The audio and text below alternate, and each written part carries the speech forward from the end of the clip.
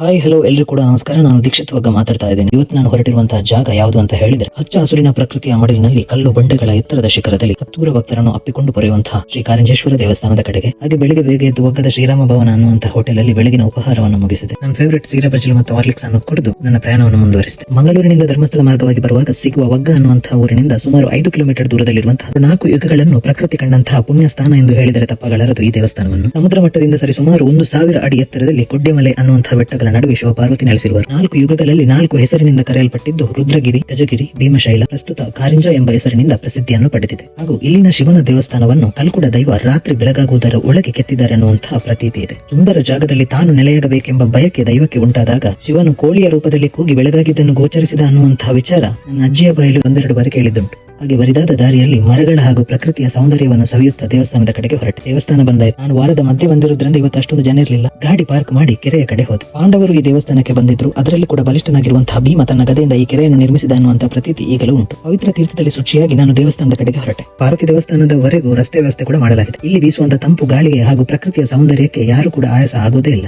ಆಟಿ ಅಮಾವಾಸ್ಯ ದಿನ ಇಲ್ಲಿನ ಕೆರೆಯಲ್ಲಿ ವಿಶೇಷ ತೀರ್ಥಸ್ಥಾನ ಇರ್ತದೆ. ಹಾಗೆ ಇಲ್ಲಿ ಮನುಷ್ಯನ ಪಾಪಕರ್ಮಗಳನ್ನು ಕಲೀಲಿಕ್ಕೆ ಅಂತ ಹೇಳಿ ಇಲ್ಲಿ ದಾನ ಬಿಡುವ ಕ್ರಮ ಕೂಡ ಉಂಟು. ಹಾಗೂ ಇಲ್ಲಿನ ಜಾತ್ರೆ ಅಂತ ಹೇಳಿದ್ರೆ ನಮ್ಮ ಇಡೀ ಊರಿಗೆ ಹಬ್ಬನೇ. ಶಿವಪಾರ್ವತಿ ಭೇಟಿ ಅನ್ನೋದು ಈ ದೇವಸ್ಥಾನದ ವಿಶೇಷ. ನೀವೆಲ್ಲರೂ ಕೂಡ ಕೇರಳದಲ್ಲಿರುವಂತಹ ಮುತ್ತಪ್ಪನ ದೇವಸ್ಥಾನ ಅಂತ ಕೇಳಿರಬಹುದು. ಅಲ್ಲಿ ಶ್ವಾನಗಳನ್ನು ಹೇಗೆ ಪೂಜಿಸುತ್ತಾರೋ ಪ್ರೀತಿಸುತ್ತಾರೋ ಹಾಗೆ ಇಲ್ಲಿ ವಾನರಗಳನ್ನು ಅಷ್ಟೇ ಪ್ರೀತಿಯಿಂದ ಕಾಣುತ್ತಾರೆ. ಸುಮಾರು ಭಕ್ತರು ದೇವಸ್ಥಾನಕ್ಕೆ ಬರುತ್ತಾ ಇರುವುದರಿಂದ ಇಲ್ಲಿನ ವಾನರಗಳಿಗೆ ಜನರೊಂದಿಗೆ ಉತ್ತಮ ಒಡನಾಟ ಬೆಳೆದಿದೆ. ಹಾಗಂತೇಳಿ ನೀವು ಹಣ್ಣು ಕಾಯಿಗಳನ್ನು ತೊಟ್ಟೆಯಲ್ಲಿ ಹಾಕೊಂಡು ಬರುವ ಜಾಗ್ರತೆ. ಯಾಕಂದ್ರೆ ಅವರ ಒಡನಾಟ ಕೈಯಿಂದ ಎಳ್ಕೊಂಡು ಹೋಗುವಷ್ಟು ಕ್ಲೋಸ್ ಉಂಟು. ಶಿವನ ದೇವಸ್ಥಾನದಲ್ಲಿ ಈ ವಾನರಗಳಿಗೆ ಪ್ರತಿನಿತ್ಯ ಪೂಜೆಯ ನಂತರ ನೈವೇದ್ಯವನ್ನು ಹಾಕಲಾಗುತ್ತದೆ. ಜಾತ್ರಾ ಸಮಯದಲ್ಲಿ ದೇವರು ಇಲ್ಲಿಂದ ಇಳಿದುಕೊಂಡು ಬರ್ಲಿಕ್ಕುಂಟು. ಹತ್ತೂರಿನ ಜನರ ಮಧ್ಯೆ ನಮ್ಮೂರಿನ ಒಡೆಯ ಇಳಿದು ಬರುವಾಗ ದೇವರು ಧರೆಗೆ ಇಳಿದು ಒಂದಷ್ಟು ಖುಷಿ. ಹಾಗೆ ಇಲ್ಲಿ ಪಾಂಡವರು ಬಂದಿದ್ರು ಅನ್ನೋದಕ್ಕೆ ಇನ್ನೊಂದು ಕಣ್ಣೆದುರು ಸಾಕ್ಷ್ಯ ಉಂಟು. ಅದೇಂತ ಹೇಳಿದ್ರೆ ಇಲ್ಲಿ ಕಾಣುವಂತ ಅರ್ಜುನ ಹಂದಿಗೆಂದು ಬಿಟ್ಟಂತಹ ಬಾಣದ ಗುರುತನ್ನು ನಾವಿಲ್ಲಿ ಕಾಣಬಹುದು. ಅದೇ ಬಾಣದಿಂದ ಈ ಕೆರೆ ರೂಪುಗೊಂಡಿದೆ ಅನ್ನುವಂತಹ ಪ್ರತೀತಿ ಈಗಲೂ ಉಂಟು. ಅದೇ ರೀತಿ ಉಂಗುಷ್ಟ ತೀರ್ಥ, ಜಾನು ತೀರ್ಥ ಅನ್ನುವಂತಹ ಕೆರೆಗಳನ್ನು ಕೂಡ ನಾವಿಲ್ಲಿ ಕಾಣಬಹುದು. ಜಾನು ತೀರ್ಥ ಅನ್ನುವಂತಹ ಕೆರೆಯಿಂದ ದೇವರ ಅಭಿಷೇಕಕ್ಕೆ ಪ್ರತಿನಿತ್ಯ ಕೂಡ ನೀರನ್ನು ತೆಗೆದುಕೊಂಡು ಹೋಗಲಾಗ್ತದೆ. ತರ್ತ ಶಿವ ದೇವಸ್ಥಾನಕ್ಕೆ ಬಂದಾಯ್ತು. ಕೈಚಾಚಿದರೆ ಬಾನು ಅಂಗೈಗೆ ತಾಗುವಂತೆ ದಿಟ್ಟ ನೋಟ ಇಟ್ಟರು ಕಾಣದ ಬೆಟ್ಟದ ತುತ್ತ ತುದಿಯಲ್ಲಿ ಹಚ್ಚ ಹಸಿರಿನ ಪ್ರಕೃತಿಯ ಹೊದಿಕೆಯ ನಡುವೆ ನೆಲೆಸಿರುವನು ಶ್ರೀ ಕಾರಂಜೇಶ್ವರ. ನಾನು ಹೋದದ್ದು ಮಧ್ಯಾಹ್ನ ಪೂಜೆ ಮುಕ್ತ ಬಾಗಿಲಾಕೆ ಆಗಿತ್ತು. ಇಲ್ಲಿ ಕಾಣ್ತಿರುವಂತದ್ದು ಇದು ವಾನರಗಳಿಗೆ ನೈವೇದ್ಯ ಹಾಕುವಂತ ಕಲ್ಲು.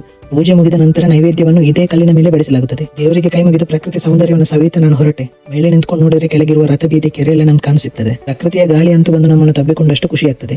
ನಂತರ ನಾನು ಅಲ್ಲಿಂದ ಪಾರ್ವತಿ ದೇವಸ್ಥಾನಕ್ಕೆ ಹೊರಟೆ. ಸಮಯ ಕಳೆದಿದ್ದರಿಂದ ಇಲ್ಲಿ ಕೂಡ ದೇವಸ್ಥಾನಕ್ಕೆ ಬಾಗಿಲಾಕಲಾಗಿತ್ತು. ಇದರಿಗೆ ಈ ಕಡೆ ಉದ್ಯಾನವನದ ವ್ಯವಸ್ಥೆ ಕೂಡ ಉಂಟು. ಅಂದ್ರೆ ಇಲ್ಲಿ ಕೂತ್ಕೊಂಡೆಲ್ಲ ಮಾತಾಡಬಹುದು. ನಮ್ಮ ಊರಿನ ದೇವಸ್ಥಾನದ ವಿಚಾರ ಇಷ್ಟೇ ಅಲ್ಲ, ಹೇಳಿಕ್ ಹೋದ್ರೆ ತುಂಬಾ ವಿಚಾರಗಳು ಉಂಟು.